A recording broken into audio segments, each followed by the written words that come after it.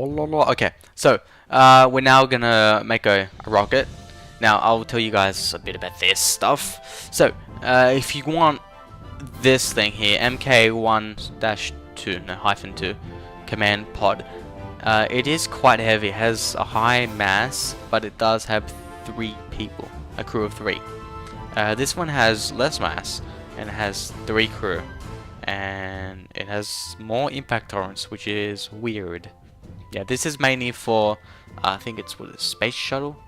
Yeah, space shuttles. They're coming back down to Earth. If you have seen that in videos and stuff. This one here, MK2 cockpit. I don't really advise you to use that. But if you want to have like an SAS module or a aerodynamic nose cap in front of it, then you can use that. But this MK1 cockpit is better than that. I tend to use the command pod MK1 because it has a very low mass, only has 1 crew, that's all you need, and it has a 14 impact tolerance, which isn't as much as the other ones, but it's okay. It can handle something. So we put that down and we start figuring out what to do. So if you want your aircraft to enlarge and use a few of the new update stuff, right? Okay, like that, and you put this there. So that's the Rockomax brand adapter, and I think that is aerodynamic. It doesn't say, but I usually use it anyway.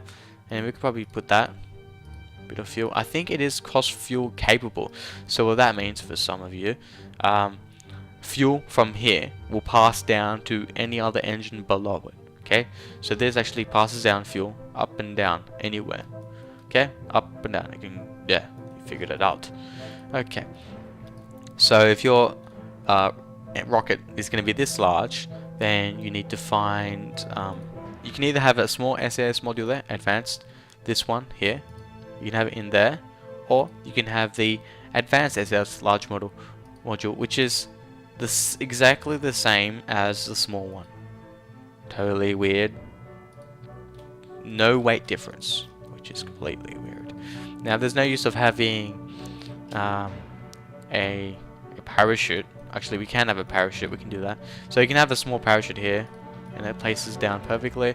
Move that down just by clicking it, and we're gonna have a decoupler. So wherever there they are. Stack decoupler. So as you can see, it has something called ejection force of 10, and the other one has ejection force of 250.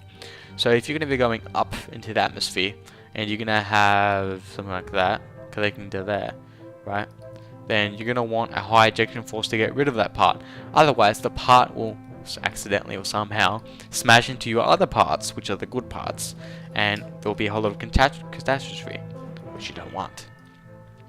So, if I'll show you something else in a second. Okay, we have the Rockomax fuel tank. It is a big problem, this fuel tank. I've had them stacked onto each other, like to about 6 stacked onto each other, and they just go crazy. As many struts as you have, they go crazy no matter what. So this is a good start. Yeah. Alright. So I'll teach you something else in a second. Yeah, we show that there. Extra fuel. It's just half the amount of fuel. Half of everything, actually. Doesn't have as much dry mass. No idea what that is. I think it's got to do with fuel. So, tri-stack coupler. If you place them down, and they are cross-fuel capable, so fuel from up here will go down to any engines below that. You can put down the liquid fuel engine. There you go, right? And that is less drag compared to the actual liquid engine, Rockomax engine, but it doesn't have as much thrust. But that's just to show you guys as an idea. If you're going to be high in atmosphere, then you can do that. And I'll teach you something else. If you're going to be in a vacuum, right, in the air, like in space, right, and you want to configure your rocket to positioning, stuff like that, I advise you to use these atomic rocket motor, which is nuclear powered, and it has a specific impulse. If you can see it when you go over it, actually has all the details. Specific impulse, 1 at the moment, right? ATM, right? Not the ATM when you take out cash. It's at the moment 220, right? I don't know what that means, but it's not much. Now, if you look at specific impulse vacuum, 800, that means it will perform very well in vacuum compared to where we are now, which is on Kerbin. So, yeah, you should only use this in a vacuum or in a planet that doesn't have much atmosphere, or at a moon. And I don't advise you to have too much fuel above it. So you can probably just have, you can just do this. And that would work quite well. That would take you up. I mean, if we tested this out now, it wouldn't be able to move. It's not strong enough because it only has a thrust of 60. While you check the other engines, they have much more, except for this one here, except for the small liquid fuel engine. Okay, so 220 is not much. 215. So we're gonna put 3 of them. Okay. Alright, so we're gonna have some RCS placed down. So let's find the RCS. Maybe we can do something like this. So we're gonna have 2 of them. Right? And we'll have the liquid fuel engine. Now, liquid fuel engine has more thrust than liquid fuel engine. But the main difference between them is this liquid fuel engine has thrust vectoring, and the other one, the fuel engine here, does not have thrust vectoring. That means that the engine positioning, the positioning of the engine, right, for thrust vectoring will actually change, right? So this engine part will change positioning, right, to adjust your rocket, while the other one does not change. But I prefer this liquid fuel engine because it doesn't change and it's faster, has more thrust. That's good. I think they both chew up the same amount of fuel, I think. I'm not sure. Yeah. And this also has gimbal range, which is pretty much what I was saying about thrust vectoring. I think that's what it is. So, we're going to have another stack the coupler. Here it is.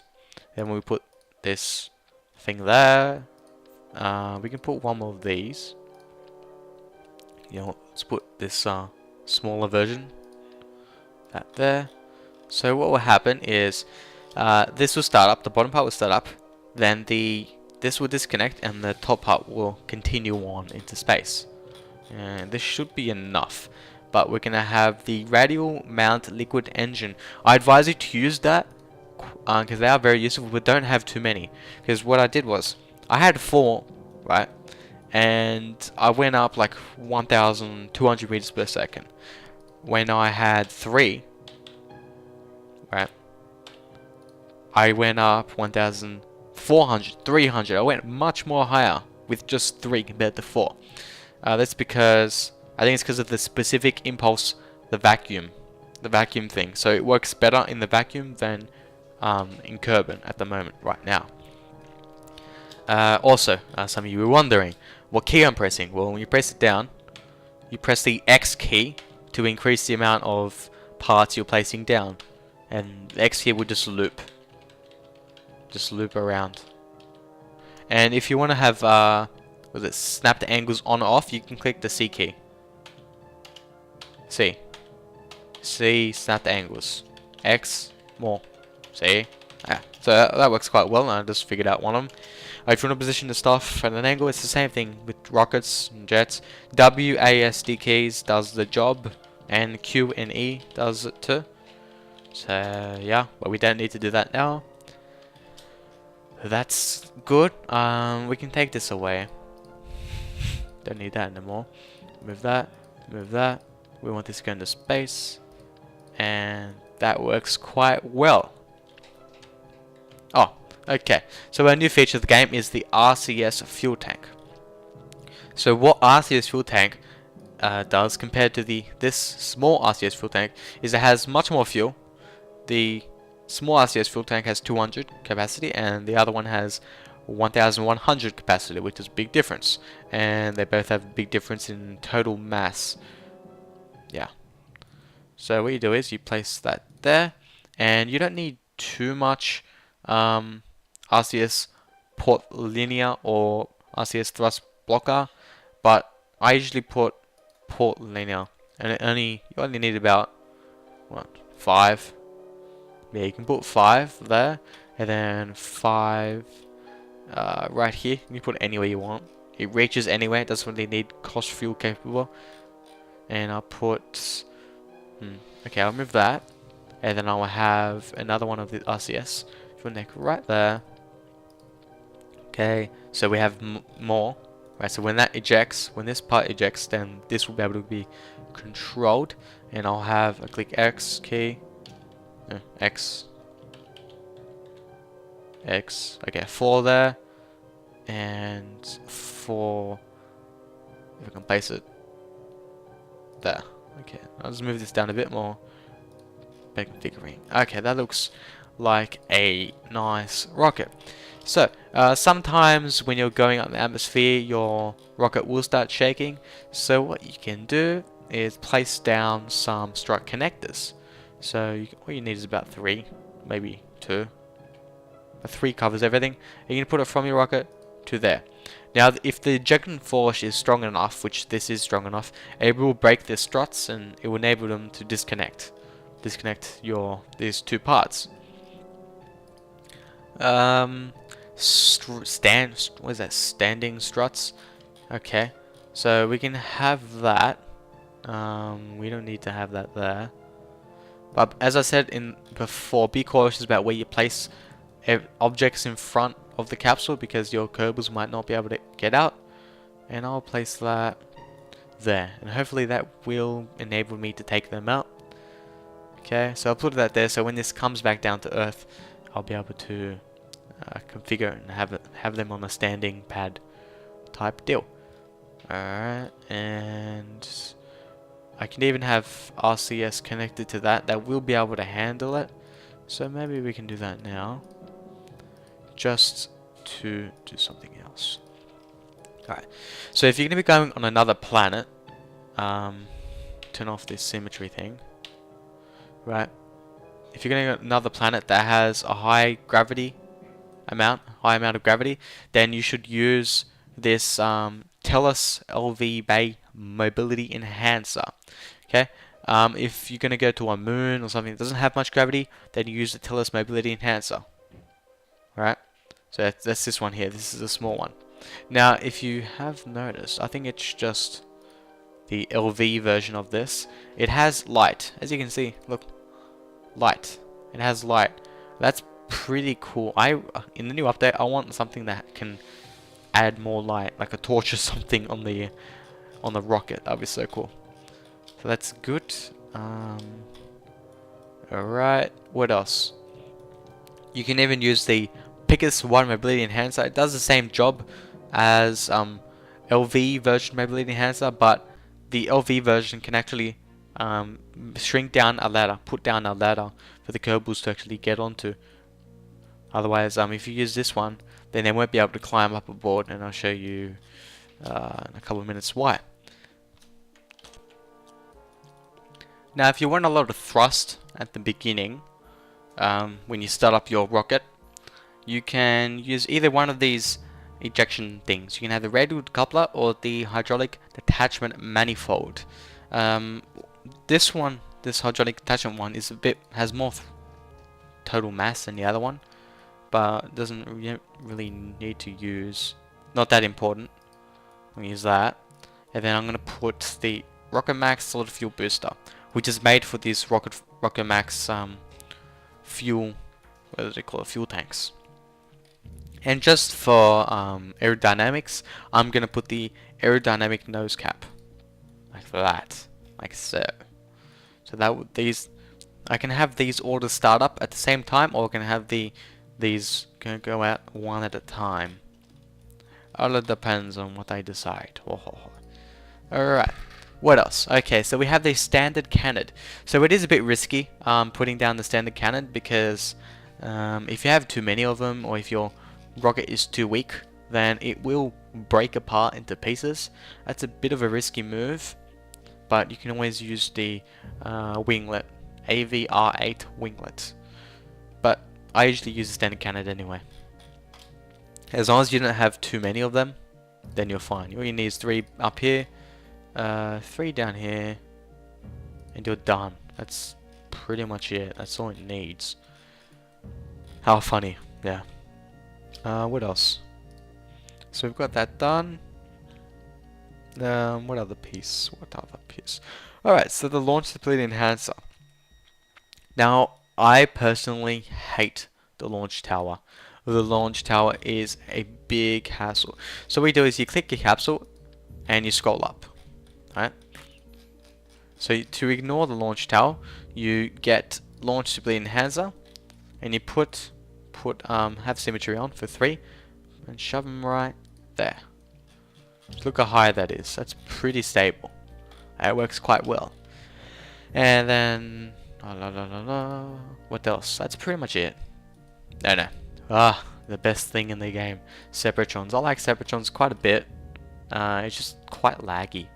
So as you can see, the sepratron, it's pointing upways. It's gonna go upways. I'm just trying to read it. Can we read that? Big recent thing. Do not derp. Does it say derp? Drop. Oh, do not drop. Yeah, it has a total mass of 0.115 and thrust of 20, and it burns for 5.0 seconds, which is a lot. So what I'm going to do is I'm going to click the A key and make them point downwards, so that when we eject these things, it goes straight down without having to interfere with our rocket. And I'll do the same thing here, straight down. And I'll have a couple of them here. So maybe I'll put how many more? Click X. You wouldn't believe how much faster this thing will go if I have like 3 of them. It'll go very, very fast if I have 3. That's all you need. Yeah, it's just extra burst. It's meant to be like a sepratron for disconnecting stuff, I think. Separating things. But that's about it. Anything else that I can show you guys? Did I? Yep, I'll show you that.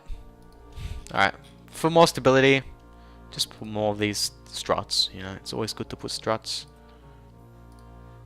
Always do that. Landing, don't need that, don't need that. That's pretty much it. Well, that's all for today. I'm continuing with this. So, this will start up. Okay, so up this here is the, I think it's the sepratron. No, which one is this? Can't find which one it is. Which one is this? Okay, this must be the sepratron. You can really tell. Usually when you go over an object, it actually highlights it. But it's not. But these are the separatrons, these ones here. Or is it this? Oh, these are the separatrons. What are these ones down here? 3 of these. What's this? Oh, the separatrons on the side here. Okay, oh, that's funny. Alright, so we're going to have it that these boosters disconnect. Then we have the separatrons activate. Making sure I've got the right stuff. Place that there. I may as well name this penis Mark 3 again. Oh, whatever. Yeah. Ennis. It's Ennis, guys, not penis. What are you guys thinking? Okay. So the only thing I changed was I added an extra fuel tank. As you can see, there's an extra one there. And I removed the SAS from there and I put a small SAS, advanced SAS module there. Because I actually tested this out right before that. Right before you guys didn't see it, but I tested it out. And I went into space and then everything started going crazy. And I was wondering, what is going on? Well, we found out that there was no SAS module on this part. So I had to manually control everything. It was a complete failure. Couldn't even adjust my angle. It was really bad. So we have Kelza with us today. Kelza, how are you? Not good. Oh, that's good, Kelza. Kelza. What a name. Alright, so we go faster. Faster. Okay, I'll show you guys the fast forwarding thing. Look at that. Did you guys see that? That's a glitch. Don't fast forward in the game. Yeah, so we're gonna restart this. Alright, we're back again. T full throttle. Haha, T full throttle and spacebar. Whoa! This is going awesome. Oh yeah, and shout out to Bedazzle Captain, which is the guy who told me to do this tips and tricks thing. Yeah, I hope I did it right. I'm doing my best. Yeah, this thing is swerving quite a bit. That's the main disadvantage of these standard cannons, as you can see. If we had something else, then I don't think it'd sway as much. But we do have a lot of SAS, so we can have that on for most of the time. And check that. Everything's going good. Look at that going away. Goodbye. Go separatrons, you can do it. Overheating, don't worry about that. Not important until it gets all the way to the end. Okay, SAS is good. Can we right click? No, we cannot right click it. You can only see how much SAS you have. RCS. It's RCS you have on the left hand corner here. That's that weird looking thing. Why did I say SAS? Oh, oh, because of the module thing. So we can slow down now. Turn the throttle down a bit. No, we're gonna go the other way. Opposite direction. That way. Ah, here we go. No, is it the right way? No. Wrong way. The other way, please. Thank you. T. Who's gonna waste any time now? Alright, so position that properly. Is that going good? Okay, spacebar. And then it's going a bit crazy even though we have the SAS thing on. Let's position it back again. We want it to go down that way. So we will do that. Go to this line. North line. T. Full throttle. And watch the separatrons activate, which are the small things there. Oh, cool. And separatrons off. That was awesome.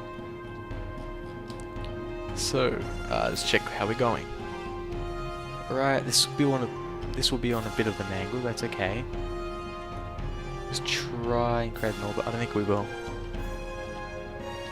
bit more that way. Right. That goes there. Circle this up a bit more. This is the apoapsis. We want to create the periapsis around the planet. Oh, see Daisy. Check the fuel. One fuel tank left. Not enough, I think. Shred a bigger circle, please. It's still going. Takes a while. We need more fuel. Oh, we're gonna go North Pole. That's good. And excellent. Plenty of fuel. Alright. So, yeah, you pretty much don't rely on looking at the aircraft and configuring everything from there. You always look at this global ball thing down here. Always. And you look at the planet while you're at it too. So you know where the apoapsis is and everything like that.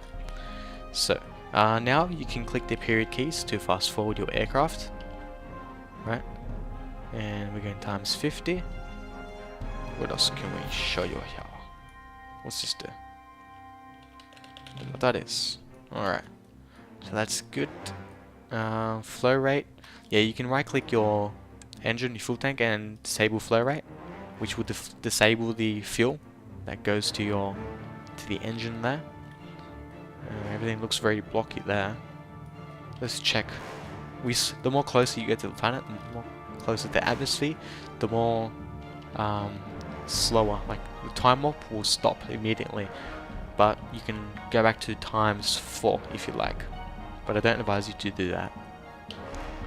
Right, so here you need to go to the periapsis, which is this thing here. I hope this isn't too bright for you guys. So this is the periapsis. So what you do is you can throttle up. Right, not now. You don't have to do it now because we're still slowing down in the atmosphere, and we'll end up going about 200 or less meters per second, or if we're going to crash down. So we can slow that down immediately, nice and easy. So that's going. What are the tips and tricks? Yeah, so always use SAS. When you do this, we don't have any RCS. We do. We have plenty of RCS fuel left. So we just leave that on. Okay, look on the top altitude thing. The lighter blue part is the part that tells us that we are really, we're getting closer to the atmosphere. Okay, so fuel just wasted. We can click spacebar anytime now. Now, because this is at the North Pole, it's very flat, so there aren't any mountains in this area. So we can click spacebar to eject the parachute, but I won't do that yet. We need to slow down even more. And if you noticed, when we actually started up the engine, our fuel actually started, the periapsis here, the ball, the yellow ball, actually started moving to the center. That's because we were slowing down our trajectory. We were slowing down our momentum. So, yeah, that had to move. Because it's the periapsis. It has to move. Yeah. So this is good. We can click G. And you even have the sound effects. Oh no, I did this in the wrong spot. Oh good. Oh great. Alright, hopefully you've slowed down really low. We can check this to extend. You just right click to do that. The hell was that? Oh yeah, it exploded down there. So we're pretty high up still. 7.2 meters per second, it's pretty good. Looking nice. I haven't been here for a long time. It's too bright. Plenty of SAS. But we don't have any SAS block thrusters here, or linear thruster stuff. So we can't use SAS anymore. Almost there. Then I'll do a few tips and tricks about Kerbals. Come on. Lower please. Faster. Lower. Lower. Okay. 198, 70, 60, 50, 40. What? Okay.